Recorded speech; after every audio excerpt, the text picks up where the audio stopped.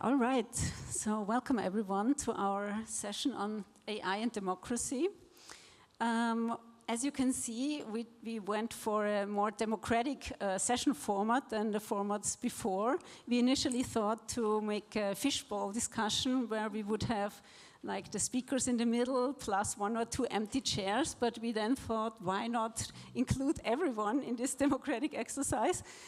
So everyone is in the circle now, even though some are in the second row. I don't know what that will mean for the later discussion. We will see how it develops. So the main question for this session is how can we actually move from values to action? To quote Katja from a previous session on social innovation, how can we step out of the doom and into the light? It's the last session, so we want to end with hopeful ideas, not only thinking about how democracies are threatened by digital technologies, but also think about what technologies, what digital practices, what instruments and measures could help us to foster democracy. The session is co-organized by me. I'm Astrid. I'm working at the Institute of Technology Assessment at the Austrian Academy of Sciences, where we also try to put scientific knowledge into practice by advising policymakers, but also doing participatory methods and exercises and trying to also think about basic research questions and transform or translate them into actual context in various ways. So we are at the border of basic research, but really also more applied science. And Katja Meyer is working at the Department of Science and Technology Studies at the University of Vienna and also at the Center for Social Innovation. So we came up with the idea for this session. The session is also co-organized by a commission that just started at the Austrian Academy of Sciences that is called Democracy in Digital Society, that is led by me and Barbara Preinsack, and where we also ask the question, so what is threatening democracy, how is technology development and crumbling democracy related to each other? We work with a deep notion of democracy, so we have discussed that before. Democracy is a very high value, but it's also a concept, and it's not only about institutional democracy or electoral democracy, so it's also about the values that underpin democracy and about the practices that are relevant, that need to be sustained on a daily basis to really keep democracy up, and that relates to media discourses and all that we have discussed throughout the conference that is under threat now. But we also like to bring people together in this commission to think about how can we foster democracy, through digital practices, community-led projects, whatever that might be, policy work, of course, as well. So I see this session also as part of this work of bringing people together and trying to think about how to actually create more equitable, more fair, more inclusive technologies and AI in particular. So yeah, we have done a project before where Teki was involved and Payal Aurora and other people from around the world where we discussed high values of AI ethics.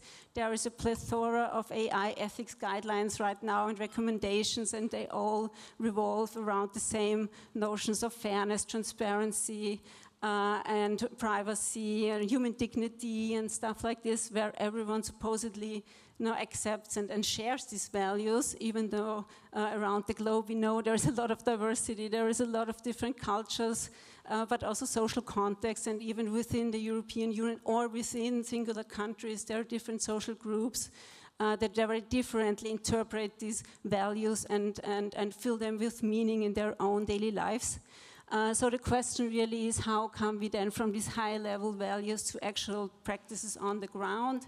How can we create technology and implement values that are meaningful for the actors on the ground? And we had a discussion yesterday evening about whether or how to scale certain best practices, or whether we need to work on the ground and more locally in certain contexts. So how can we also bridge this tension between these global challenges of AI or climate change and other things, and the local particularities that are relevant now for the people and how that matter. So the idea for this session is that we have 4 speakers, and they have briefly presented a comment on particular questions that I will pose in a minute. And they will have brief statements first, and then we jump into the discussion, and everyone can join the discussion in a very democratic mode, hopefully. So I will briefly present you one after the other.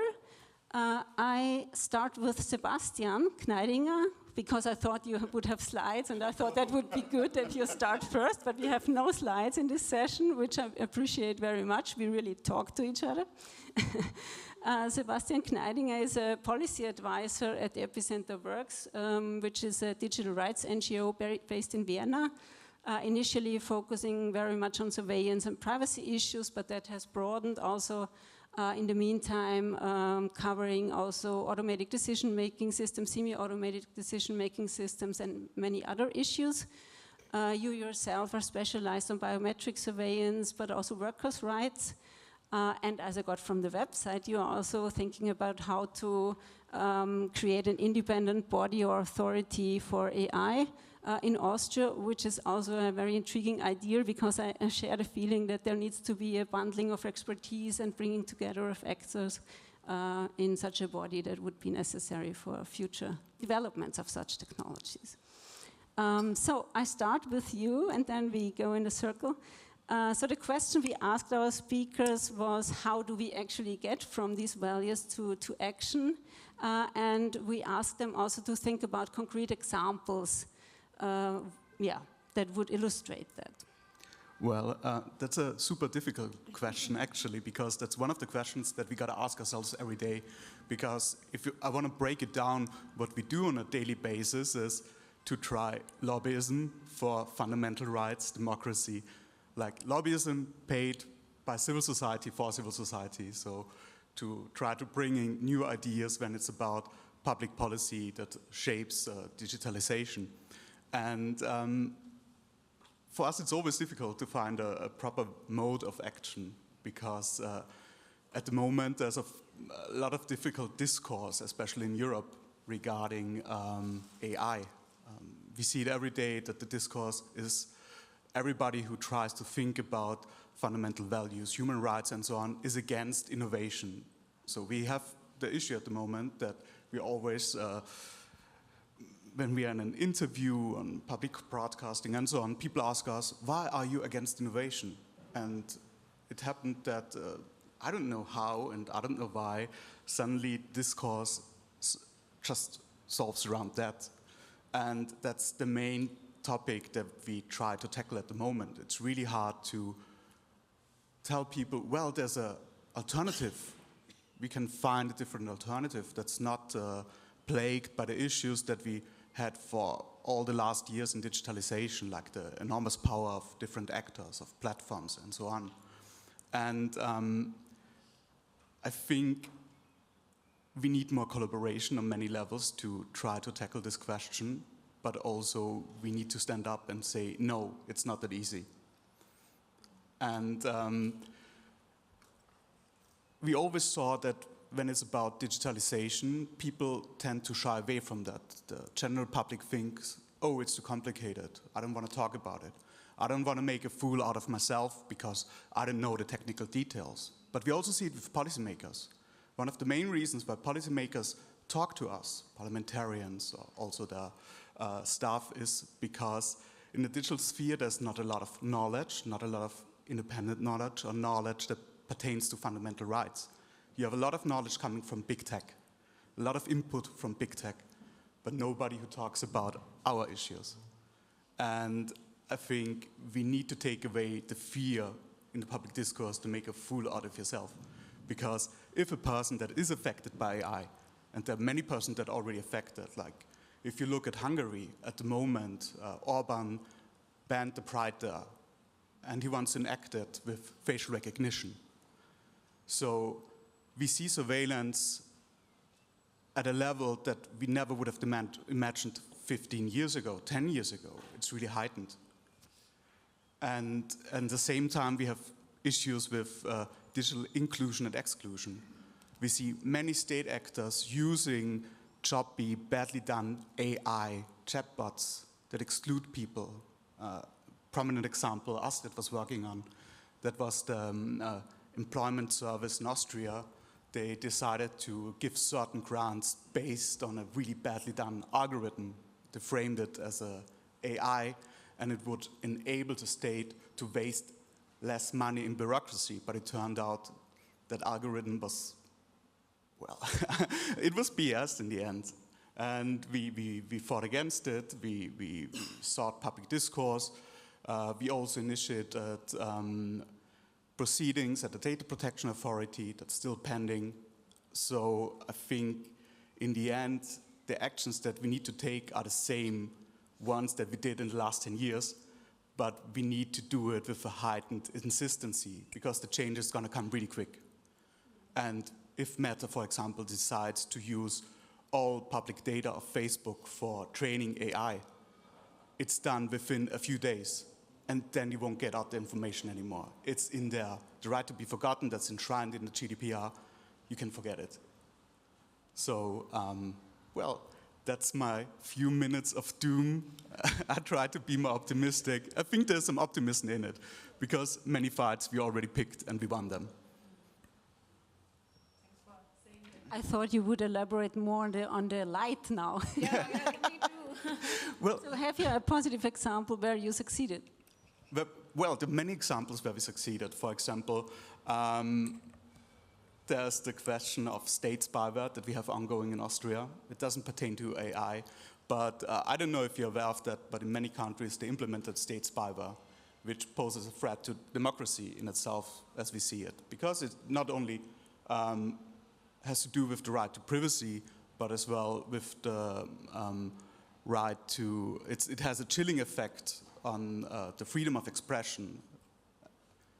At least the Austrian Supreme Court saw it like that, and that was one of the reasons why it was struck down, the law. And since 2016, we have been fighting the fight.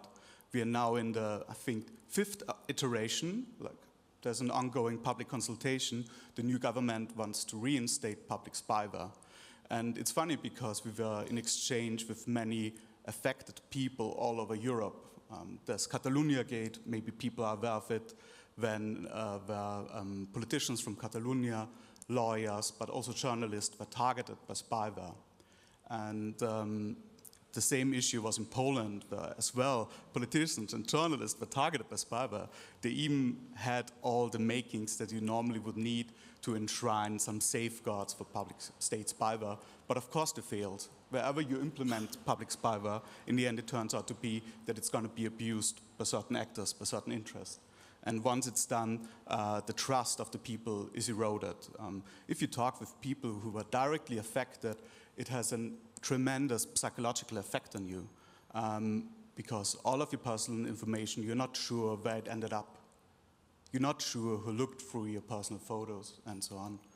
And we are lucky that there's a pro-coalition in Austria that always rises up when the government again tries to reinstate that law. But we also see that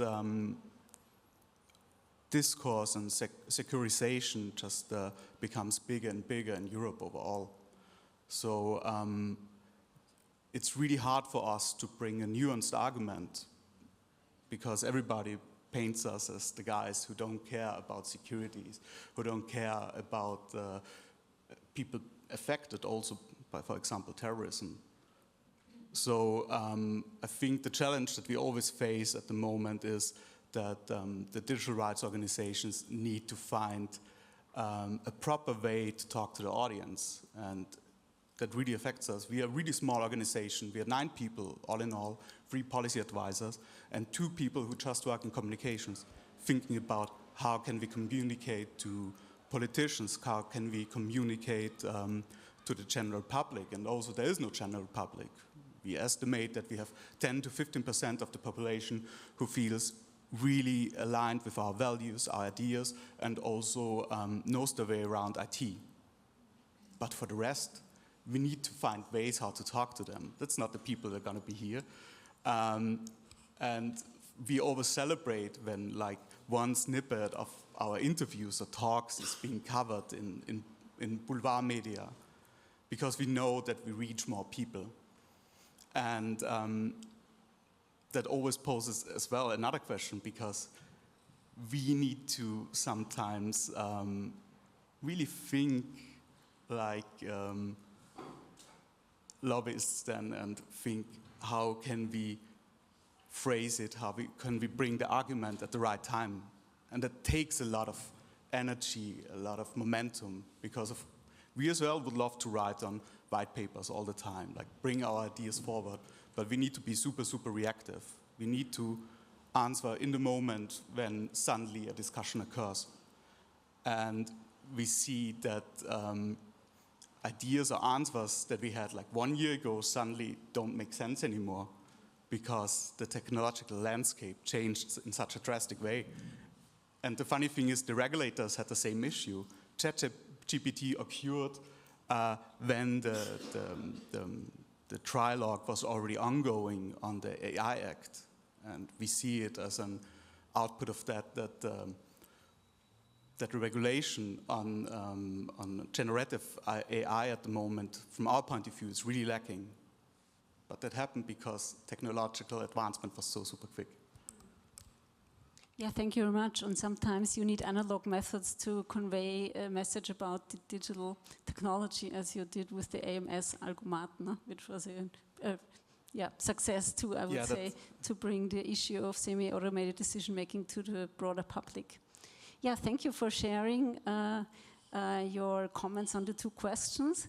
I think it's really important what you said, that oftentimes innovation and privacy are sort of traded off. So if innovation or anti-privacy would automatically lead to no innovation, but maybe it's about different kind of innovation, more inclusive innovation and less profit-driven innovation, which brings me to Siddhi.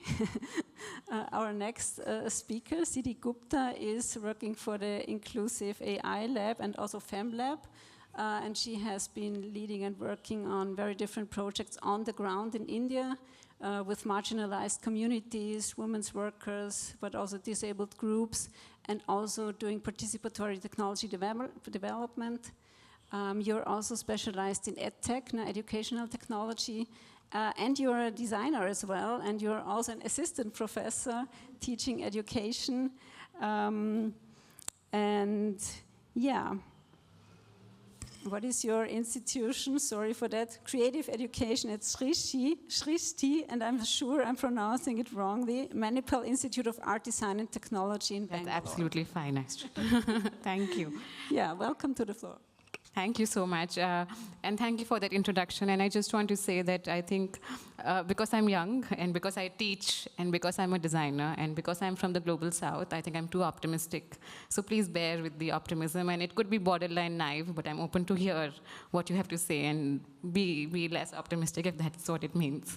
But I've been looking at digital humanism and through the 3 days, which were very, very compelling and very enriching, and thank you for hosting those and making space for very different opinions. And I've been thinking, are these two words binaries?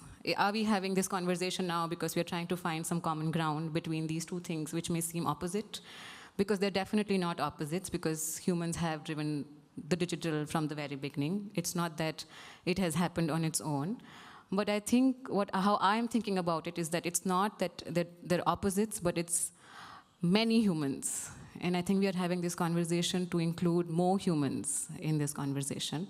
And I think it is about many, if not all humans, where this idea of democracy and digital humanism intersects. Is that because democracy, to begin with, if nothing else, is about many diverse people having a say, having participation, and doing something about it.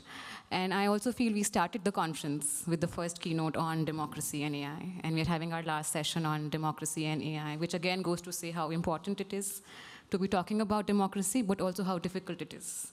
And I think I can say this with some weight because I come from the world's largest, I think, democracy, and I know the challenges that democracy brings with itself. So to talk about diversity and difference and democracy, I'll come to talk about, I'll just go back to, again, what Lauren said on the very first day, is the different realities. And the problem not being different realities, but the problem being when you can't see the other reality. But I also want to raise another issue, is that what happens when I don't see my reality as part of the realities that I'm looking at? What happens when I don't see anything that relates to me, my identity, in this digital future that we are all hoping to build? What happens then? And that brings me to Inclusive AI Lab, which I'm representing today and whose work I'll be talking about. It's a lab based in Utrecht, Netherlands, where the composition is that it's represented 1/3 by the civic sector, 1/3 by academia, and 1/3 by the private sector, which forces us all to listen to diverse opinions and understand what value means and how we can do something together. The lab focuses on the global south, which is where 85% of the world's population lives, where 90% of the world's young people live. The lab looks at AI as a social reality. So it doesn't contest whether it is this or that, because when you acknowledge that it's a social reality as much as it is a technological reality, it allows you to address the power dynamics. It allows you to look at histories. It allows you to look at cultures that this will affect. It looks at empirical data. So we look at on the field, which is what I'll be talking about in a little bit, is that what is the field telling us, and how can we increase stakeholder engagement in these issues as we build a digital future that can possibly benefit all of us. And because Astrid asked us to focus on how, I will talk about a project on which I have worked very closely, and it's gone on for a couple of years, where we're looking at diversifying the Creative Commons, which is where the idea of my reality not being represented comes up, where we worked with underrepresented, marginalized communities in India to understand how would they like to be represented, and how would they like to be communicated with when it comes to the digital. And we came up with a 7-step process. And it's a methodology that allows us to scale. It's a methodology that allows us to replicate it in diverse communities, because often diversity and scalability are, again, seen as opposites and are seen as bottlenecks. But we are advocating and trying to come up with a method that can work and bring these two things together. So I'll just quickly go through the 7 steps and connect them to democracy as I can, because what did they tell us about democracy and inclusivity when we were building this digital future? So the first step is selection. Is that when we were working with people, it was very critical to understand who are we working with. So, and how are they different or similar? So to just give an example, we worked with 3 women in Aspura, which is a small village in Rajasthan, 3 women viewers. And as we tried to work with them, it was a fellowship method. We were looking at how were they different and how were they similar. While they were all 3 women weavers in Aspura, they were all 3 in different age groups. They all looked at work differently. They all belonged to different family structures. They all earned differently from the same organization. So while they were similar, they were also different. While we were selecting, it was also very important to know, did we need an intermediary? Did we need somebody who was from that village to help us actually identify these 3 people in terms of what representation means? The second step is preparation. And even though, of course, anytime we are stepping out to do something, we prepare, it was important to put it as a step, because when looking at interdisciplinarity, when looking at context, it's very important to see what kind of expertise do we want to build on as we go into the field. The third step, which became really, really critical, was revelation. Is that even though we have this idea of diversifying the Creative Commons, what does the community think? And this was the step where it was revealed what value and what motivates our fellows to do this work. So I'll just give you 2 different examples. In the first case in Aspura, when we asked the women fellows, why do they want to even represent Aspura online? And we asked them to visualize what Aspura meant to them, what was the most important things, let's build a map together. And then when they went online, they didn't see any of the things they had drawn on the map.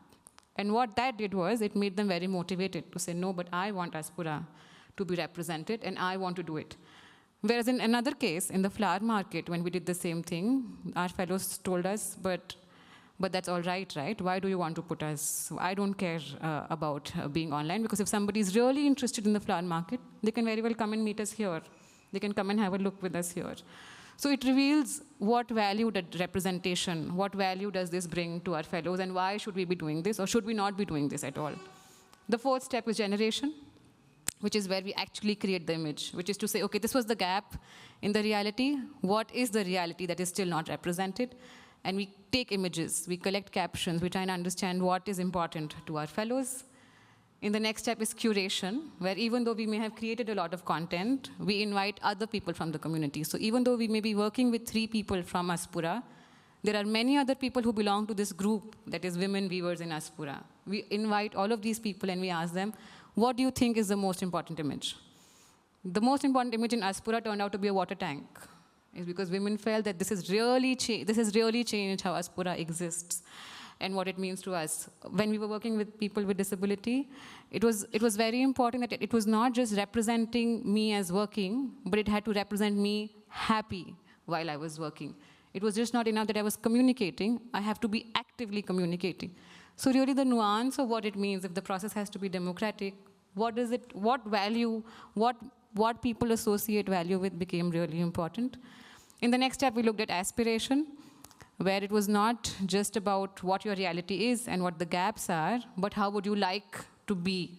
So for instance, with one of our fellows who was on the wheelchair, who was currently working in an organization, but aspired to be a boss and aspired to be an entrepreneur and create their own organization, we went online to create a prompt and prompt GPT to create an image of what would that look like. And then what were the gaps that AI currently had in that representation. And we realized that aspiration was very specific. It was not just that anything was okay. From the color of my clothes to the expression I had to the jewelry I was wearing, we had very, very specific aspirations in terms of how we would like to be represented. And the last step was exhibition or giving back, where all of the material that was generated is again taken back to this small group that we are working with to see what the responses are to representation and what the views are. Yeah, so I'm happy to speak more about the findings and analysis from the project, but this was just a method that we had used to just scratch the surface on what would it mean to include people, what would it mean to include diverse and different people in the process of shaping a digital future. Thanks for sharing. I think that was a fabulous example how to really start from the ground, no? And then go to the people, as we have heard in panels before, that you first go to the field and see what the concerns and needs are, and then start thinking about the method, maybe even how to engage people in a project. We will move up a bit to the policy regulation with you, Teki, now. To me? Yes, you're coming. I'm coming to you now. You've done a lot of policy work, no? Coming from sort of above almost. Teki Akuetteh is founder and executive director of the African Digital Rights Hub, LBG, that is framed as a think and action tank, as I've seen. You did a lot of policy work and consultancy for the government in Ghana. You were involved in legislative acts, implementing the Data Protection Act, for example. We talked about enforcement of the law already. So the question of do we really need more legislations, or how to implement these legislations, that is a concern in Europe too, as we've heard in the previous session on social media. But you're also senior partner of a law firm specializing in IT law and telecommunication law. So welcome to the floor. Thank you. How do we move to action? Okay, this is a very tough question. And I think one of the first questions I asked myself when I saw this is, what is democracy, right? I'm coming from a continent with 55 countries where currently there's a lot of notion, and if you follow a lot of what is happening across the continent, in some countries there's a question of the Western style of democracy has not worked for Africa, especially if you link that notion to socioeconomic development. So majority of our people are still impoverished, and we are in a system where a lot of citizens feel that the politicians are actually using the notion of democracy as we see it to enrich themselves and continue to polarize our countries, and more like benefit from it than majority of the people. And so we have this notion that goes on that says that when it comes to democracy, the real meaning is that majority are going to have their way and minority their say. right? So what that then means is that we are not necessarily representing the masses of our people, especially when we're looking at how we have actually practiced this in context. And I think that if we extrapolate this even into the AI ecosystem, we're clearly seeing that. From our continent's perspective as well. The development of these technologies, if you're looking at it, right, from even the socioeconomic perspective, does not necessarily sit within us. And so we have, we're in a time where you could even say that there is a form of neo-colonization, which I call digital colonization, when it comes to the way most countries from Africa actually engage with these technologies, AI being no exception. If you look at how these technologies are currently developed, and of course I've had the opportunity to sit on boards that are looking at developing more language models that reflect the realities of most of our countries, but we're still very far behind. That's one. So even if we see the benefits of these technologies, the question is if we're even using AI, right, to determine or to provide agricultural information or healthcare information, what is the reality that these tools are going to churn out very realistic, very relevant information that actually benefits my community. And there are so many information around that. We've seen some level of improvement in terms of the language models when it comes to developing economies and all of that, but we are still very far behind in this space. Another issue that we also, I think that we need to look at, and I don't want to talk all about the doom, right? Because if you look at the peculiarities of African countries, I would say that most of our countries have been able to effectively leverage on technologies for socioeconomic development. If you look at the era of the mobile, right, for instance, it is the African countries that have led on using things like mobile money to leverage inclusivity around the financial markets and all of that in ways that Europe have not been. We leveraged on broadband, you know, in ways that the developed countries have not. So technology have also presented African countries with a very unique opportunity to leapfrog when it comes to socioeconomic development in our own way. And I think that is also why when we're having this issue about democratization of this, we really need to move from that utopian high-level value system to being more diverse, being more inclusive, and being more fair in how we actually envisage the development and use of these technologies. And that is because AI definitely, if applied properly, brings enormous benefits to African citizens. We've already seen it in healthcare, we've seen it in education, even in terms of our, you know, electoral democracy. We've seen some of the benefits there, and that's not to say there are no challenges that have come with it. We've seen how it has helped with dissemination of information across different sites. We've seen how it has amplified the voices that otherwise a lot of people would not be hearing from. But at the same time, we've also seen how if we do not address these challenges effectively, we will widen the digital divide by excluding a significant part. And in our case, I say that especially where the language of these technologies are very formal, and you're living in an economy where you have a large informal sector, if there is no deliberate approach to really look at how the informal sector effectively interacts with these technologies, then we will further widen the digital divide, you know, from where it is, especially with the deployment and use of AI tools.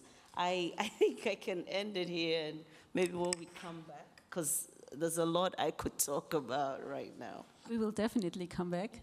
I also think it's to emphasize what you said about the acceleration and the speed of all developments, because the things we talk about in the context of AI now are also much older. No? The corporate infrastructural power and all that has been building for the last 30 years or more.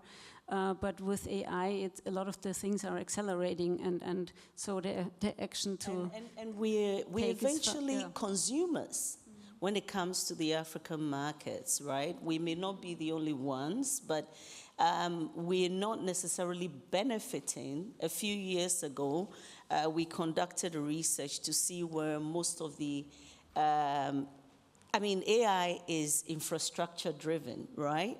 And where do those that are making the most of it are the infrastructure driven businesses. And where are they situated? There's not one that is situated in Africa.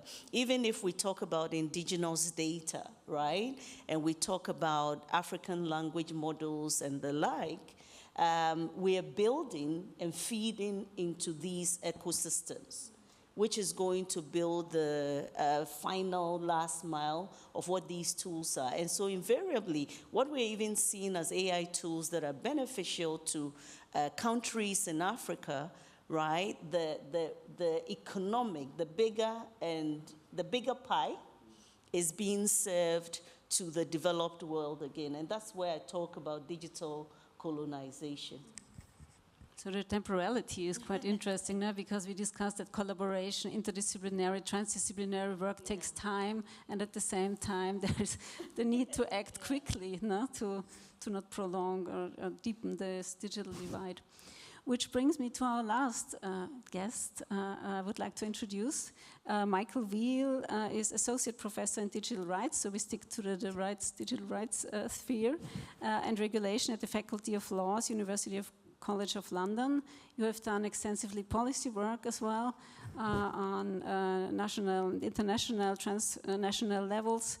You are especially focused on privacy-enhancing technologies and machine learning. Welcome to the floor. Thanks, Astrid. Great. Hi, everyone. I'm here as well. Yes, I'm Michael. I want to talk about some challenges and then some ways forwards in them, probably in about 3 groupings of things. So I'll have to add a little bit of hope and direction at the end of each group, I hope, of things. But the first thing I want to highlight is we do have to pay attention to the trajectories of this technology in a technical way. And one of the reasons is we don't know whether in the future AI systems are going to be predominantly based in cloud computing, or if they're going to be based here on our devices, physically in our pockets. Why this is important and relevant, and we don't usually think about the current generation of AI systems running on our devices, in our pockets, and as Teki's just said really well, like people are feeding into an ecosystem that's often far away with infrastructure that they definitely couldn't name and locate when they're interacting with these services if you give them a map. But we're also seeing that these companies are hemorrhaging money, like hemorrhaging money on this. Every single query you make on a language model is losing money for these firms right now. Some of you might have seen reporting from places like The Information, where even if you subscribe to the ChatGPT Plus or Pro offering, which is about $200 a month, which is obviously far outside the reach of much of the world, even if you subscribe to that, that is still losing the company money on each consumer, right? So what we know from this is unless we have a massive breakthrough in technology, which we're also not seeing at the moment because the newer generations of language models, if anything, are more energy intensive, are more compute intensive, because the development of the technology, contrary to what people, including some keynote speakers here, have said, is slowing down. right? It is slowing down. We are seeing that the desired trajectory of the development of this fundamental particular architecture, the transformer model, is slowing to a halt. And what is happening now is that more and more querying is being done after the model has been created in order to produce slight increases that you can sell to investors, right, as an increase in the technology. So we're hitting a bit of a limit here. Now maybe someone will come over with an entirely new model architecture, which takes us through a whole other cycle, right? These things have happened before. And I'm certainly sure it's not going to be the last sort of big change in technology we'll see, right? But let's look at the narrative we have today and not try and speculate into some completely different future, because last time we did that, we switched entirely from discriminative models to generative models. You know, so maybe this is the end of the road for generative models. Who knows, right? I'm not going to predict it is, but let's work with evidence sometimes. So why this matters is because we do actually have ways to run models on devices. By going to smaller kinds of models, by having them query the web and ground what they're doing in other databases so they're not hallucinating as much, because small models are very prone to hallucination. If you're running a model on your device in your pocket, which some people will say is democratizing, it's a terrible misuse of the word, but if you do this, right, you actually need to do the one thing that Apple, for example, care about most in the world. Does anyone know the one thing that Apple care about the most in the world? No, I don't think proprietary is a good one. I think it's actually something even more simple. I think it's battery life, Michael. If you talk to them, the one thing they're scared of is people changing their phones to another provider. And the one thing that makes people do that is if your phone runs out of battery regularly, because that's the moment that you go, I'm going to try and take a big shift, right? So, and I know this, I've worked with Apple during this whole contact tracing saga, and you see this fear. And part of the reason they wanted control over this whole Bluetooth contact tracing thing was to control battery life. It was the main reason they wanted it.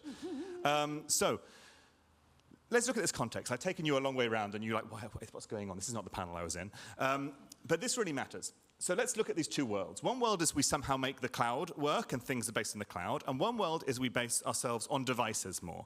These have different consequences for AI and democracy, really different consequences. Let's look at the cloud one for a moment. So if we go to the cloud one, we're going to have to pay for all this cloud. Someone is going to have to pay for it. Typically, how have we paid for things on the internet before? We are the product. Exactly. Targeted advertising, in particular in the last 15 years, bearing in mind highly targeted advertising did not really exist before 2010 in the same way. It's not inevitable for the web and the internet. It's a fairly recent creation, things like real-time bidding and so on. This is how it worked out. Of course, in the early web, we had search engine optimization being really important. Companies started to write in white text at the bottom of the page, like Audi, Audi, Audi, Audi, Audi. So, like, it would come up in searches when people were looking for cars and things like that. We also saw maps be really important because maps are a way that you control where people go, and I think we've been talking about that a moment ago with the flower market, for example. But how do you go to the flower market? Like, who directs you there to have that experience? Really key. And of course, targeted advertising. Now, we're likely to see if we stick in a cloud world, these systems have targeted advertising persuasion of a commercial type in. We've already seen that become a really big challenge with political advertising and what that looks like.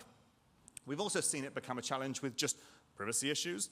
And there is hope here. Like, we actually have some experience now on law, legislation, activism around targeted advertising. I've been involved in quite a lot of that around real-time bidding. We've had decisions from the Belgian regulator, Belgian Data Protection Authority, on text that we'd created as a big group of civil society organizations and academics based on some complaints that we'd filed in around 2018 time. That's gone to the Court of Justice, that's come down, and even just a couple of weeks ago, the Belgian decision has maintained its strength against this real-time bidding industry. It's not going to be the nail in the coffin of targeted advertising, but we're seeing momentum here and people willing to tackle. They don't know what happens afterwards, but there's movement there. So we've got some friction and some hope to deal with that, but we do have a problem here as well. Is that when we fought battles around targeted advertising, it's largely been on the grounds of privacy and data protection, to say, well, this data shouldn't flow everywhere. But actually, it's not on the grounds that maybe we care about most intrinsically, which is influence in the shaping of the social fabric. We don't have a fundamental rights argument that is really clear that links to that direct influence. Now, we've had some people who wanted to claim that that is what you should base our understanding of digital power on, people like Shoshana Zuboff. The problem is that she's wrong, which is the core problem with that book that she produced. The problem is that that's not the source of power of digital technologies now. They don't get a load of money through magically influencing you. They get a lot of money from being in the middle of every transaction and lying about how good they are at advertising. You know, that's the source of Google and Facebook's power, is convincing people they're selling advertising really well, rather than magically changing people's minds. You know, however, that's where we have to regulate targeted advertising on the data flows and intermediation, but we do have genuine questions with language models, chatbots, these kind of personal friend assistants, which might take us more into the territory she was talking about, around influencing being more of the currency. Intermediation will still be key, but we have to keep an eye on that. So we've had a bit of an odd start where we've often had people misunderstand these core platform businesses and where their power comes from. But we may actually come back to that in some way as we move from intermediation to influence. So I wanted to now talk about local control briefly. So this is a bit of a shorter spiel because it's more speculative. If we suddenly start to run models on our local devices, which you can already do now, if you have a more recent phone, you can already download apps on the App Store that allow you to run entire image generation models on your device. You can definitely do it on your computer, but even on your phone it's possible. You can run dictation models, you can run language models. Apple Intelligence, whatever, runs mostly on device. You can run image generation models like Stable Diffusion on a phone, and you can run these very easily on modern computers. And everyone is trying to build in chips and machine learning to do this because they're trying to upsell their hardware.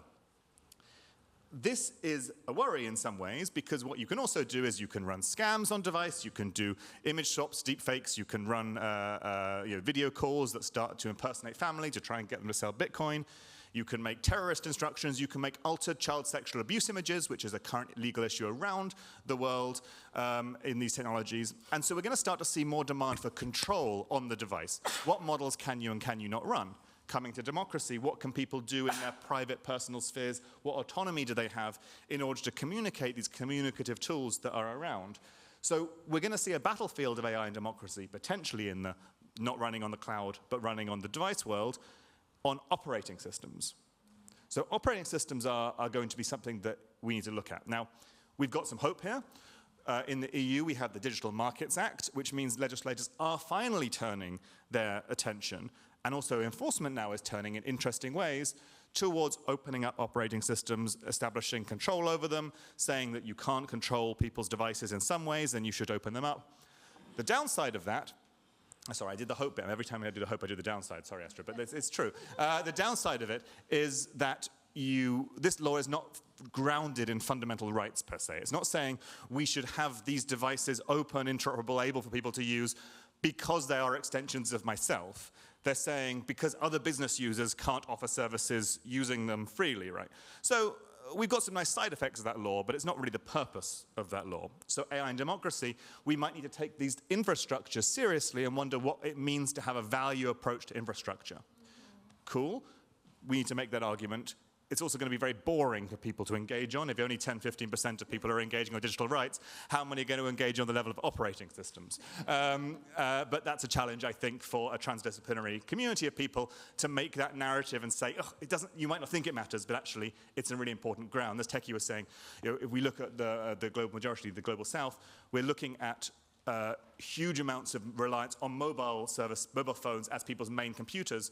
And in the AI world, having a focus on this, I think, will be crucially important rather than just looking at cloud and office software and things like this, because it's the method of delivery, and it's why things like net neutrality have been so important fights in the past. Not least because Facebook Basics and things like that are now offering Meta AI through WhatsApp and net neutrality. These arguments come back again and again. So the last thing I want to say really briefly is just, there's also an AI literacy piece people mention around all of this. AI literacy is a bit of a misnomer in many ways, because what we often need is to hone fundamental critical thinking skills, communication skills, because the emerging research is showing that those are things that are needed to help us use these technologies well. And we have to, in my hat, leading education and technology in my faculty, we produced a paper recently around AI and education in all law schools. It's got quite a lot of traction. You can find it under my name online if you're interested. But part of this is saying, let's go back and double down on fundamental skills and teaching, and also be careful because AI systems can inhibit the acquisition of those skills. It's not using ChatGPT more does not necessarily make you a better user of ChatGPT, right? And in the education system, that's not building the same skills you need to use it well. And so we're rushing to AI literacy, but maybe what we need is literacy, and critical thinking and these things, and introduce technologies at a stage where you have those foundational skills, and just be wary of that incubation moment for people and themselves. So thank you very much. I'm looking forward to us all discussing. Yeah, thank you very much for directing us to this infrastructural power, that operating systems have been in competition before, so that again is also an acceleration, and big tech companies are getting better and better to not only be the monopolists of these services, software and stuff, but they also go deeper in the ground with the actual infrastructure, and that all goes hand in hand, which makes it so powerful in the end. So thanks for this. I have a mic here, so if anyone feels like jumping in already from the audience, from the inner or also from the outer circle. Yeah, so please go ahead. There is a hand, I see. I can pass the mic. Oh, yeah, thank you. Hi, thank you for your great lightning talks. I liked all of them a lot. However, I'm a designer by background, so I'm mostly actually related to your project, and that sounds really interesting, how you engage the community. For the rest of them, it's about values to action, right? And it was a lot of talk about governance and law, and that law is supposed to motivate or pressure people, companies into then building different kind of technologies. Where I would argue the action is in building those technologies, and I didn't really hear a whole lot about that part from anybody else on the panel except you. So I would like to hear your perspectives on that part, like what comes after the kind of handing down the values from the top, the action part. Thanks for the question. It's a great one. Who wants to go first? I have to take the, yeah. I think that it's very difficult looking at where we are. And I'm a lawyer, so forgive me if I have to speak from the legal and the policy point of view.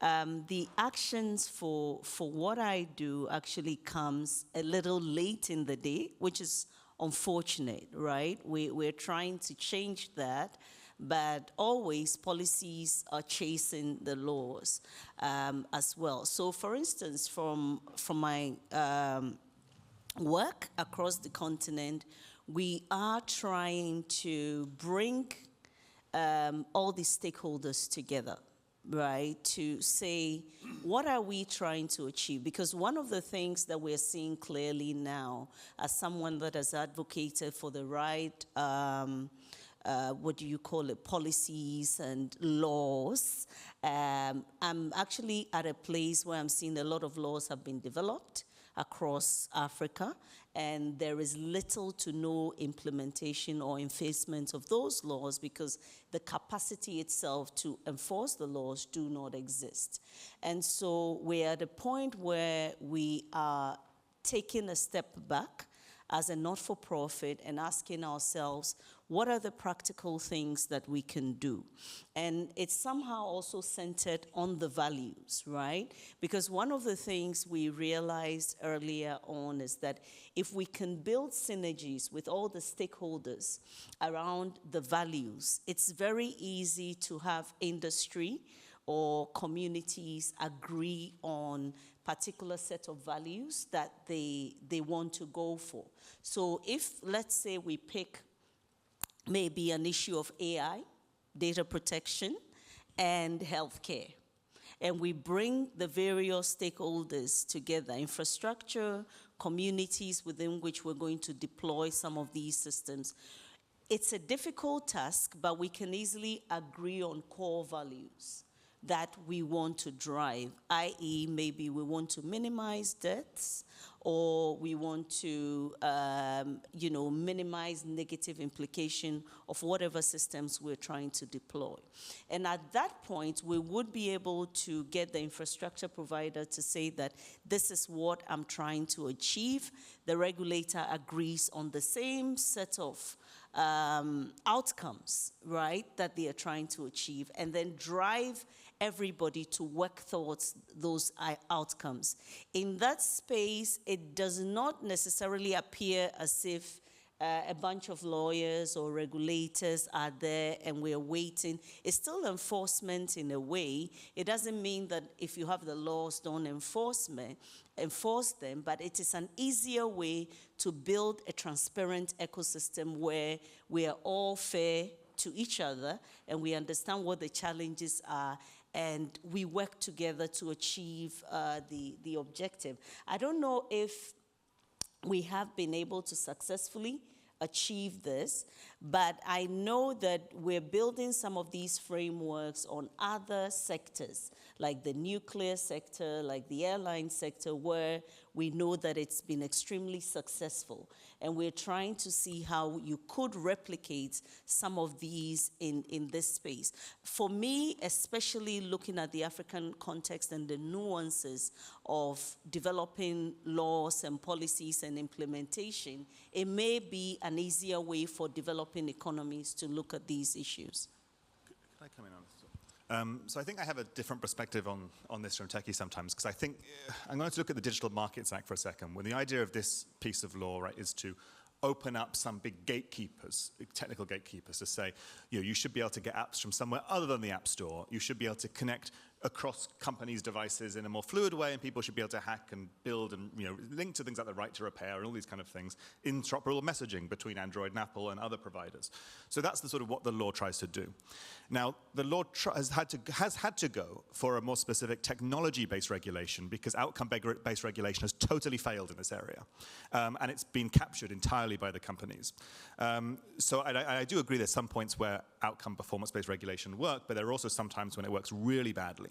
So, for example, in this space, what we see is that if you say, achieve this certain end, the company's got a huge proprietary unknown infrastructure. It has all of the design knowledge built into it about how it can alter and change its infrastructure, and it can also withhold that knowledge at will, because it just doesn't put its best people on the task in a certain specified design way. So then it goes, it's impossible to build, Apple will say, it's impossible to build a secure type way of delivering apps that isn't through an app store that we control everything of. So this has required a lot of engagement with technical experts who have to come with a blueprint to these companies. And they say, actually, we can't let you achieve a certain aim in the way you do, because you set a load of traps, you set a load of things that are going to break us in the future. Because any kind of KPI we measure is going to be full of these traps and Easter eggs that we don't know how to deal with, and then you'll say, it's all breaking down, your ask was impossible. So instead, we need ways to get a kind of counter-design moment, right? Where you say, actually, no, well, you could design it the way you're proposing, but we have a viable alternative for the way it should be designed, and we can now bring that to the table. Now we can have a discussion, because we have two poles or more poles to interpolate between. If you don't do that, you're effectively just captured, because people just accept whatever the design mentality is. And we're seeing that more broadly in the AI space, as AI companies say, well, it will inevitably hallucinate. Well, it will inevitably do this. It will inevitably have these issues.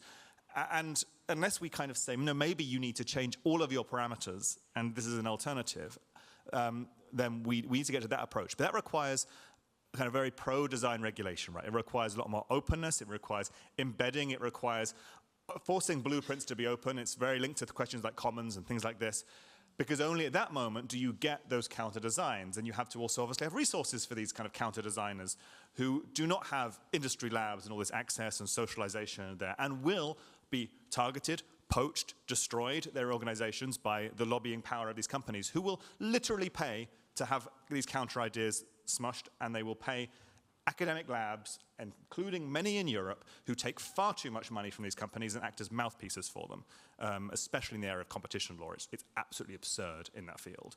So yeah, I think there is a crucial role for designers in regulation and regulation that supports them. So I think that's how I see the interaction between those two areas.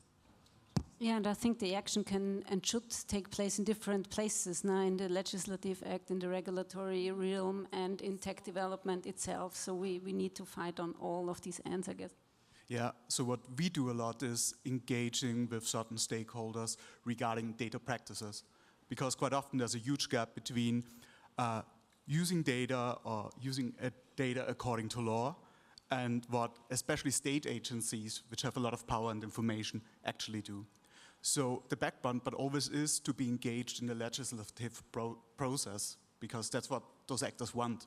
But if they already know you, they maybe engage you beforehand before they roll out a new application that affects every person in this country. And then you can talk with them and be a reliable actor and tell them, well, you should consider like protocols or whatever, like check minute technical details sometimes, but it's quite important. And that's the point where it's really good to talk. But sometimes you have to challenge it afterwards because you know about the flaws, and that's when you need to engage the public. So I think you have to be part of the whole life cycle to be effective. And another part of this is a colleague of mine, Thomas, for example, he's part of the jury that decides the pre-planning phase for the digital wallet in Germany. And for us, it was a big discussion internally as well. Should you be involved? Should you not be involved? You're only one voice. Maybe you're also bound by certain obligations to not speak out. How do you speak out? So it also brings a lot of questions when you're part of the design process, because you know there's the power of the table. Once you're part of the table, you tend to agree a bit too much sometimes. So sometimes it's good to be part of the process, but sometimes you need to be an outsider and critical. So yeah. Yes, can you pass the mic? Yeah, thank you so much for all these talks. They were very interesting. During the conference, I've kept hearing like people talking how this AI and this technology is often a tool without an application, or we're producing a supply without a real clear demand. And we're talking about finding, these values to put into action. But how do we actually find this collective purpose, especially given how these kinds of technologies do go across borders very, very easily? Like, how do you navigate finding that collective purpose and those values to begin with? And that's for anyone. Should we take a few or should we just do one? Should we take a few?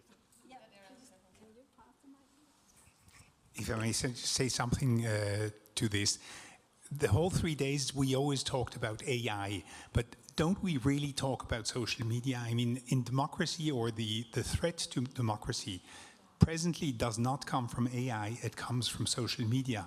And social media means all of the media. It means the effect the social media has on the old-fashioned media as well. The revenues which go to the social media and which are missing in the old-fashioned media. The media are responsible for how we see the world, how we see each other, for building our truth, a joined truth, for living in the same land. And all of this is really the threat of democracy. And I think we shouldn't get carried away into AI. Maybe in 10 years or in 20 years' time, there will be AI applications which also are detrimental to democracy. But for the time being, the overriding AI element is the media and the social media, and that's the real threat to democracy. Yeah, and it's also not an either or. I mean, there is a lot of AI built into search engines, social media right now, and I would say, I mean, there is a certain shift I see with my students, for example, how they create knowledge. So I think there is a more fundamental shift to that than only social media debates, that really, yeah, texts and stuff is co-produced with AI, and that's a whole new form of knowledge or epistemic practices in a way. Sorry. Yes, please. Okay, thanks. In the last session and also in this session, I'm always a little at sea with the stakeholder metaphor. I don't know whether you remember the wonderful Tim Burton film Mars Attacks, when the Martians would come where you see their brains under the glass cube, and they come, we are coming in peace, yeah, and all humans behave as stakeholders, yeah, they think, yeah, we are doing the stakeholder games with these Martians, and then the Martians make pew and kill you, yeah, and only a crazy counter-attack in form of a weird country song is killing then the Martians and allowing humans to be humans again, yeah. So I cannot with even the tobacco industry or the air travel industry or others were somehow related to place-based, to countries, to litigation, to whistleblowers. Okay, that's also possible, but to a number of legal and other institutions where they could be somehow brought to the fore, yeah. And I'm a well-connected person, but for me these are the Martians, yeah. And I perhaps it's in some countries or some continents different, but here I think we are underestimating the evil power when we talk in metaphors like stakeholders. And what is even a stakeholder? No? Yeah, that's a long discussion also. But think of the Martians, yeah. All right, we have several comments, questions. You go first, and then behind me. Just a very quick comment. Okay. We have come in the last 2 years to identify AI with generative AI. This is a mistake. The internet is connected at the hip to AI because the whole business model is tying content to personal characteristics. And AI has been doing it from the day that Google launched, okay? It's an invisible AI. It's not AI that talks to us, but we should not think that AI is not ChatGPT and so on. AI has been connected to the internet from the way Google launched. Thank you. Hi, I'm Charlotte from the Austrian Academy of Sciences. So I've got like an annoyingly vague philosophical question, but like I could ask ChatGPT, but it would give me a really sycophantic answer and tell me how great my question is, and I'd much rather just ask you guys. So this is kind of two-sided thing. So my first question really is like, how much internet do we want? In the sense that obviously, you know, digitization has brought a lot of benefits, but also there's a lot of sort of desire, especially amongst young people, to go outside and touch grass. So sort of in your ideal world, sort of how much internet do we want? And secondly, how many of the internet's problems can be solved by internet measures? What I mean by this is, for example, sometimes people ask about disinformation and fake news and how to stop it, and the answer is like, well, we need to improve media literacy, we need like better regulation to ban this stuff. But I wonder sometimes isn't it better just to really work on making our public institutions actually trustworthy? I look at Italy, which has really high rates of belief in conspiracy theories, because they have a lot of political corruption. Like, it makes total sense to believe in conspiracies in Italy. So I just wonder about your internet, like how many of the internet solutions exist in the internet? How much internet do we want? I'm sorry that's very vague, but I'd rather ask a panel of experts than a large language model. There is even, with Epicenter, no? Isn't there the right to analog life that you could also sort of fight for? Oh, yeah, thank you. Maybe I can also add one question that maybe also touches on both questions, both the Martians and the internet. Because I had the feeling, in terms of when we talk about values and when we look at how the process worked with the high-level expert group, coming together to deliberate values that go into the AI Act, and we now see that it should trickle down at some point into the nation states, what we see is that there is there might be a breaking off point between there is a law and it should be enforced.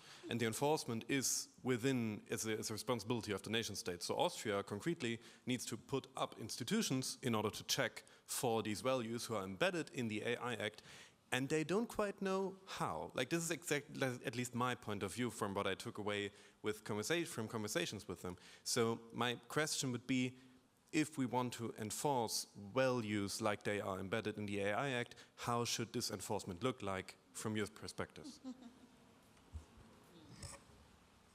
I can go. Great. There's a few questions there. I mean, I think the first one, there's something about enforcement and power asymmetries between Michael's question over here around stakeholders, and also then I think the question here about the AI Act. So, I mean, I think, Michael, the stakeholders need to be given stakes, you know, like for vampires, you know. that's really what they need to be. And you mentioned like whistleblower, and, you know, there are some structures that we could imagine, right, that would do this. But I think certainly it requires us to have a discussion around corporate governance and around corporate governance laws, and that has to be a global one. Otherwise, companies will just move to the lowest common, you know, the lowest place for that. And that's a really tricky discussion to have, and who wants to raise that is a challenge. But that is the level in which things have to happen, I think, in order to realign infrastructures and firms away. And I think that's also related to the problem of how much of these things are internet problems too, which links to both people's skills and desires, but also broader questions like corporate governance, which then take us to much more horizontal things that are not just about technology in general. The AI Act question is a good one. I've been saying since the draft this is not going to work. This is because effectively it's taken from 1970s product safety law, and it's in the Netherlands, part of the jurisdiction of the AI Act is going to the agency that until recently has mostly been responsible for chasing down pirate radio stations. So you know, with the little vans and like trying to find ships off the coast of the Netherlands in the 1980s that do this. So you kind of get the idea, and it's not going to have that investigative bite. And besides, the Act barely covers any AI systems at all, and its main role is it prevents member states from regulating. It says that anything not included in the Act, anything that's not a high-risk system, member states cannot make a law around. So you cannot make a law concerning translation systems anymore. It's not possible. It will be struck down by the Court of Justice of the European Union. That's how European law works, and that is the purpose of the AI Act. So tough stuff there. Social media questions, I think we can do more than one thing, and I think that actually not everyone is talking about AI and democracy, and not everyone talks about infrastructures and democracy. I'm not sure because we have a gathering like this, it says that there's, you know, not a discussion. In fact, most of the discussion in almost every room has been about social media and democracy for the last 10, 15 years. It's been very tiring. I totally agree it's a constant issue, but I think also AI is changing computational infrastructures. And this really matters for both current and present social media. It is reshaping them, it is reshaping power dynamics in that sector, and actually we need to look at that connection between contemporary big changes in computing and that infrastructure, because it's that infrastructure that is about governing social media and everything else in our stack. So looking deeper is really important there. And lastly, just about skills, relating to both the question of AI is a tool without an application, and also how much internet do we need.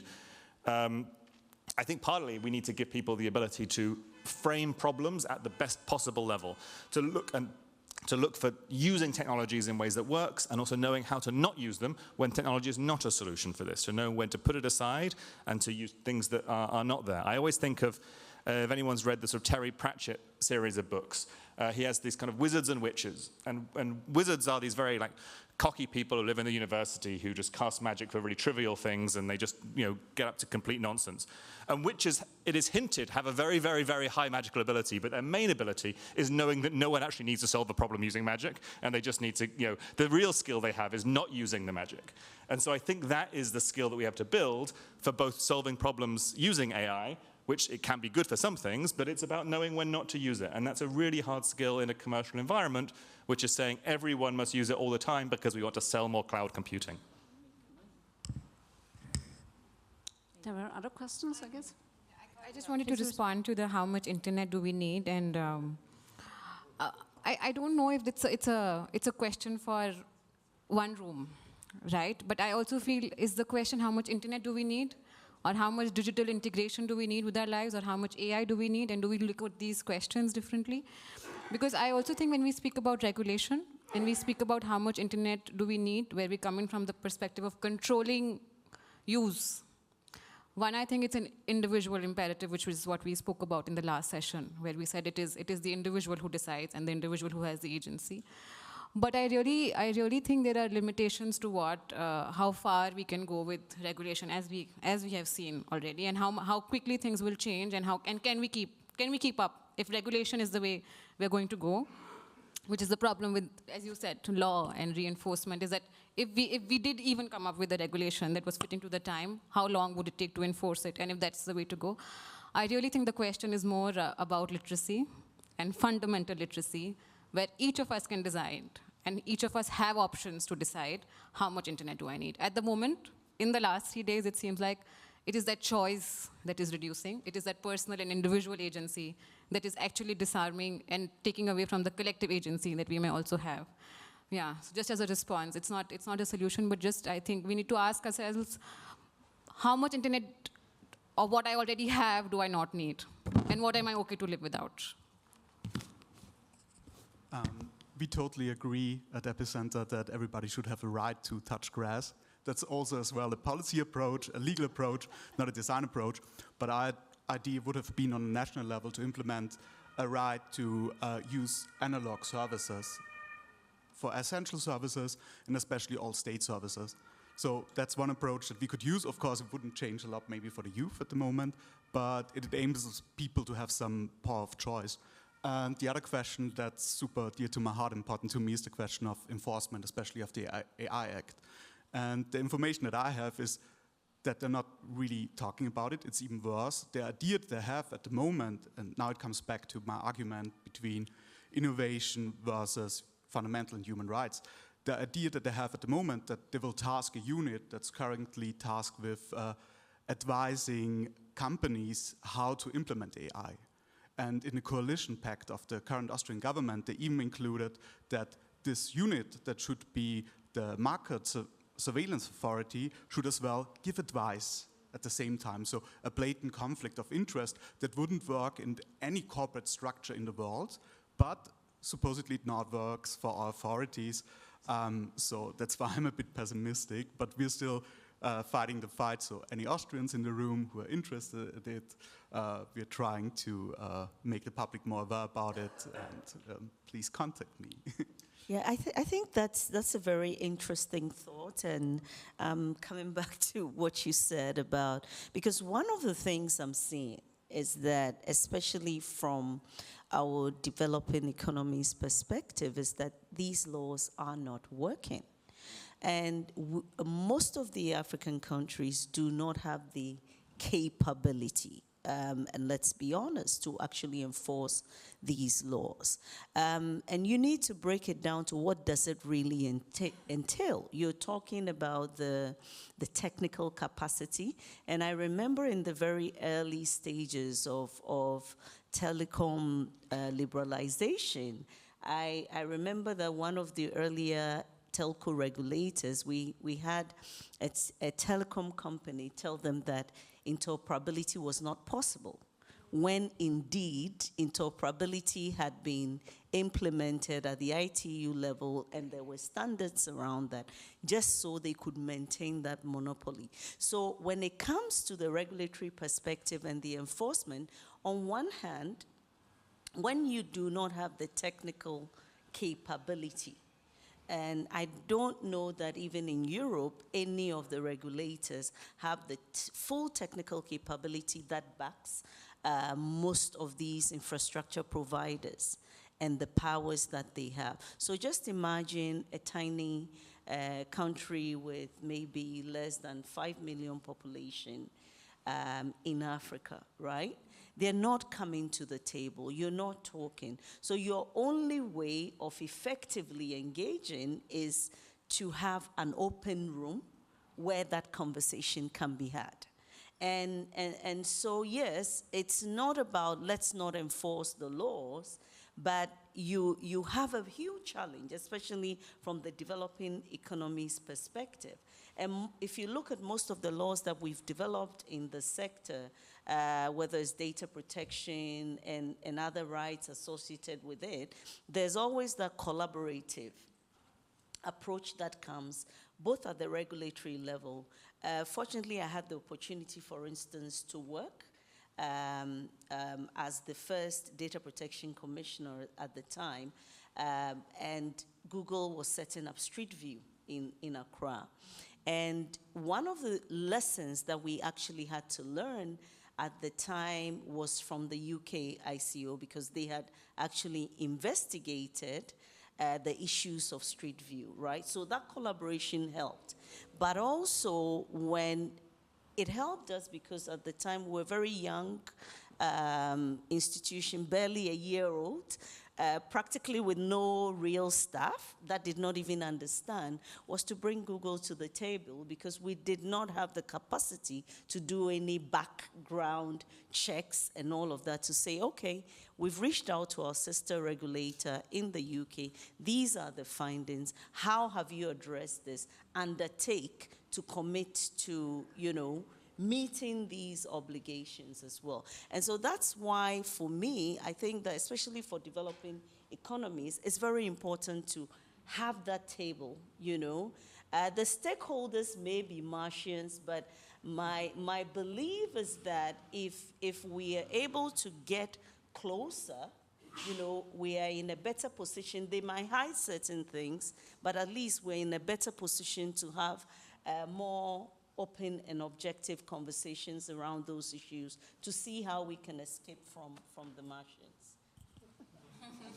So I see lots of hands. I think you were quite, yeah, sorry. Yeah. Hi, this has been a very interesting conversation, and I'm glad it's really quite lively, bringing a lot of disparate views. Turning back to the title of this conference, Shaping the Digital Future. I'm still trying to connect the dots with all this information I've acquired, but I believe the digital future is not necessarily in Europe, where the EU has already setting up regulatory frameworks, very good. It's not in the US, that has the infrastructure power. If we think about it, what is the median age, for example, in Austria? The median age is around 47, I believe, at the moment, whereas in the global majority, in Asia and Africa, we're talking about the median age of 22, 23. That is the digital future. When we're talking about participation, giving them a seat at the table, what I'm seeing in terms of, well, let's say just in terms of numbers, the mobile penetration in India, I believe there are more mobile phones than toilets. In the Philippines, mobile penetration, there are more mobile phones than people. So, who's using the technology? Generation Z. And excuse me there, in talking about young people wanting to touch grass, I've seen in mega cities, there is no grass. What is the percentage of the population of young people there, and what is the percentage of their day filled with usage of social media and AI technologies? They are very active users. If we're talking about disinformation, where's it coming from? Q, remember disinformation Q? We're like two guys sitting in a hut in the Philippines, okay? What are we talking about? It's decentralized. And this is my concern, that if we want to give these stakeholders, they are not Martians, they are 15-year-old kids with mobile phones. They are mothers desperate to feed their kids, who are generating online pornography and are very well versed on how to create regenerated pornography with their children. So we can turn back to international frameworks of law, of human rights that already exist, and attempt to govern, let's say, child protection, basic human rights. The regulations that we're talking about are trying to even out or control technological and financial infrastructures, privacy, but how relevant is that for those who will be running the digital future? It's decentralized. They are not, these stakeholders are not even grassroots, because when we think of grassroots, they're organized. I mean, are they civil society? They're not even civil society. They are teenagers with phones, and that's the reality.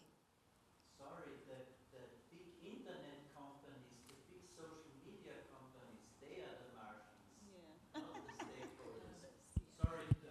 Okay. Thank you. That's clear now.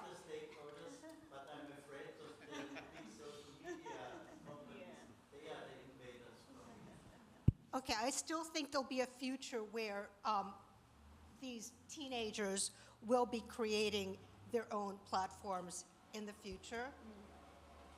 So this is something worth considering. And if anybody has a perspective, and yes, critical thinking is not present, as far as I know, in what I've seen in this generation, in these contexts. I take this as a comment, and I would like to collect the remaining questions, comments, because we have 5 minutes left. Yeah, I just have one quick reflection. I think we need to discuss more these topics about data colonization, digital infrastructure, where this digital infrastructure is situated, in the beginning of the conference, to set more the tone. Because I think this is the root of the questions that we need to raise for the whole conference. So to react to what you said about the threats that we are facing right now with democracy. So I left the conference. I really enjoyed the amazing talks, but I think we need to more to the roots, bringing more global South perspective that you bring here today. So yeah, so I think for the upcoming conference, we need to have more discussions in a more deeper way. Yeah.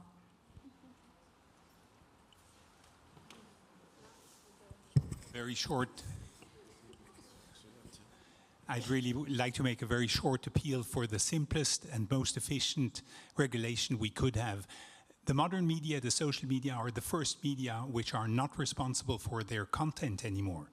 And I think we're talking about all kinds of complicated regulations and adjustments and infrastructures and what do I know.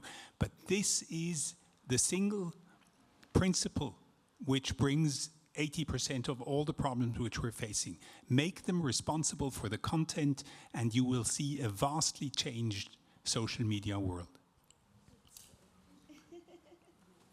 I'd like to fully agree, first of all, to the last statement. And I just as we come to an end of the conference, we talked a lot about all the issues that we have and all the problems, all the doomsday scenarios.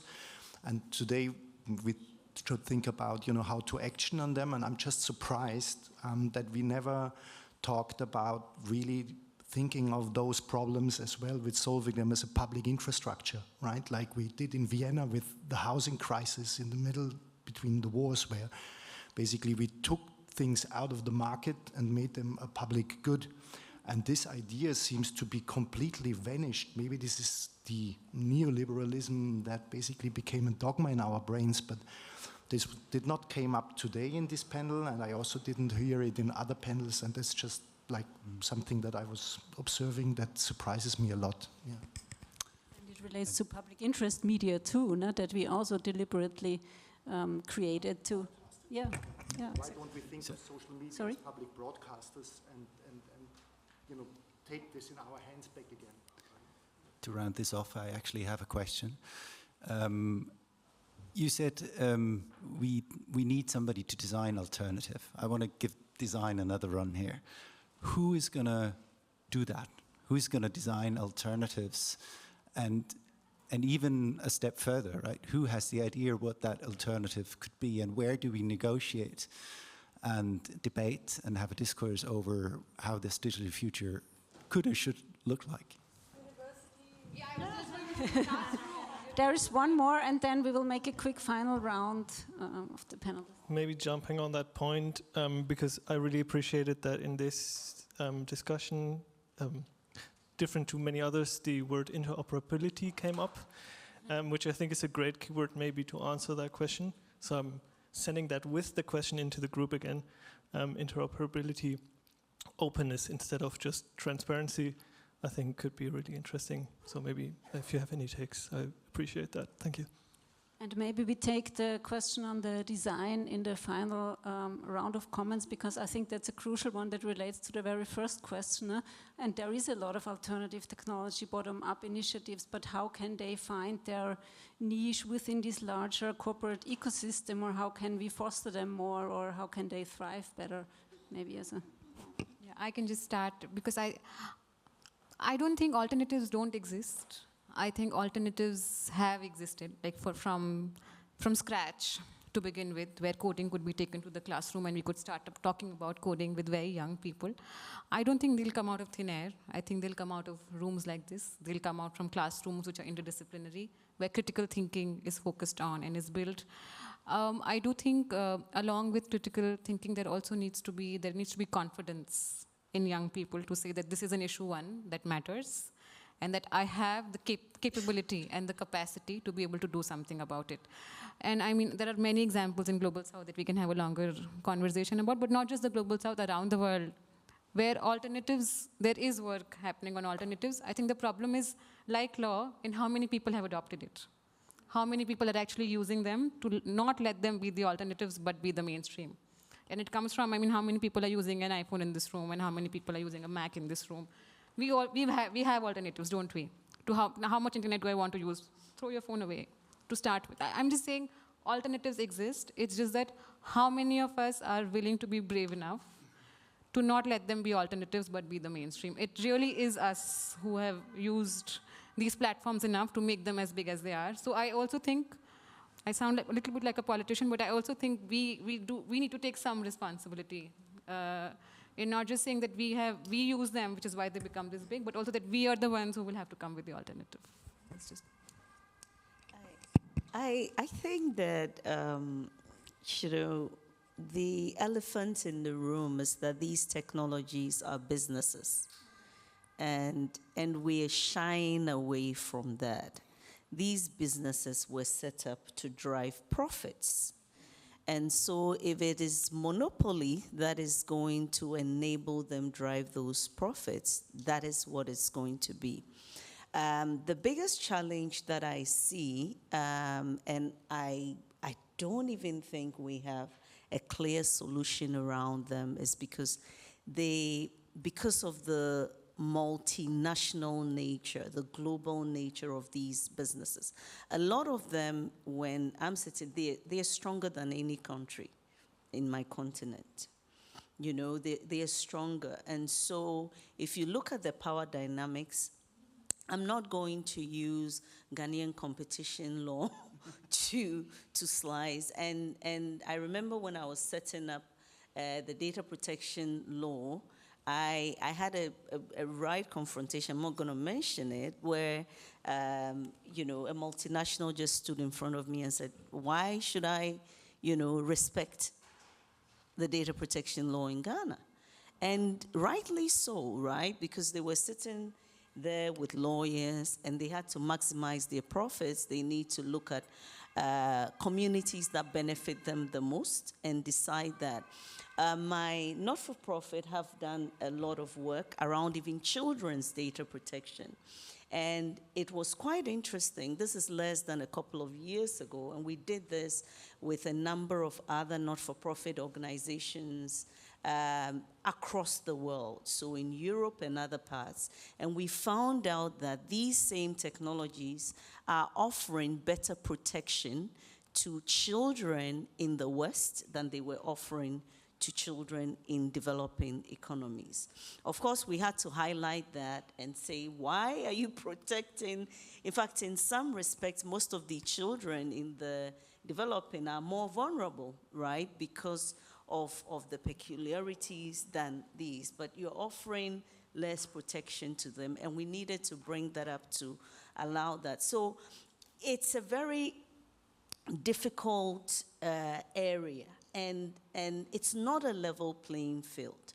I do not even think that we can use global systems, right, to address the challenges. And we've come from a point where if you pick an area like data protection or cybersecurity, we're all singing the same tunes. But in effect, if it translates to a lot of the developing economies, it means something different, right? Because these societies are different, the cultures are different, the languages are different, and how we even implement our systems in the respective countries is very different. So yes, I agree we may have to look at a totally different dynamic in how to deal with this. And also the biggest challenge is that even the countries, right, where these big global so-called companies are situated within are not willing to do anything about it. You know why? Because they're making a lot of money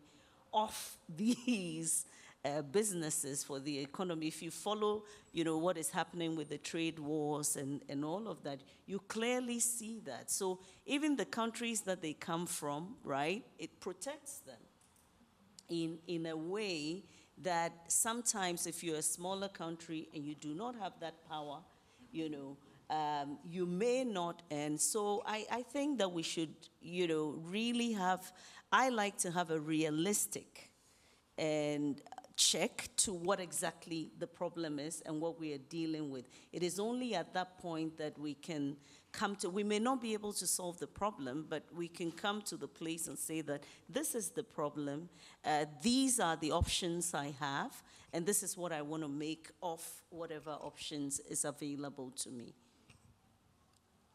Yeah, I totally agree. I think the problem is that we have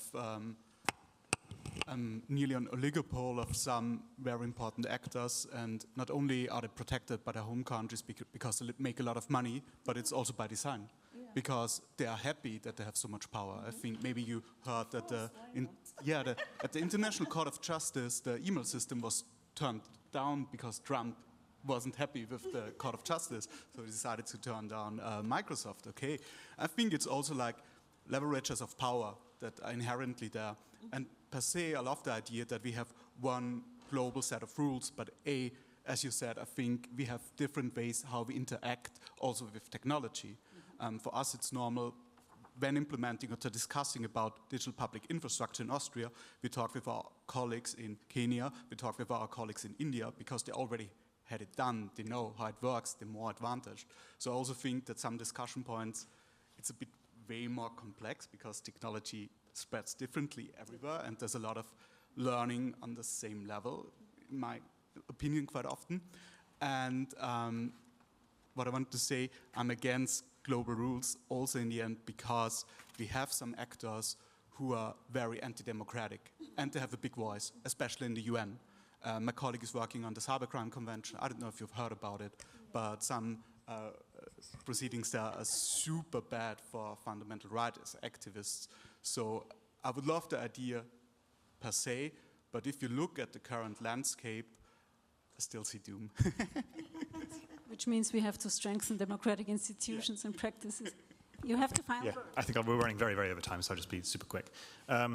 The public infrastructure point, I think, is interesting. We have to be very, very careful. A PhD student of mine is just finishing off his PhD on India Stack, and it's not all it seems. And it's really like something that you have to be extremely careful of, drawing analogies from the way that iSpirit and so on work, and the governance of this, and it being seen as a public good. We have to be extremely careful with analogies to public broadcasters. We have to be extremely careful with making platforms responsible for content in broad ways. These protections are there for many, many reasons, as well as small businesses as well as large.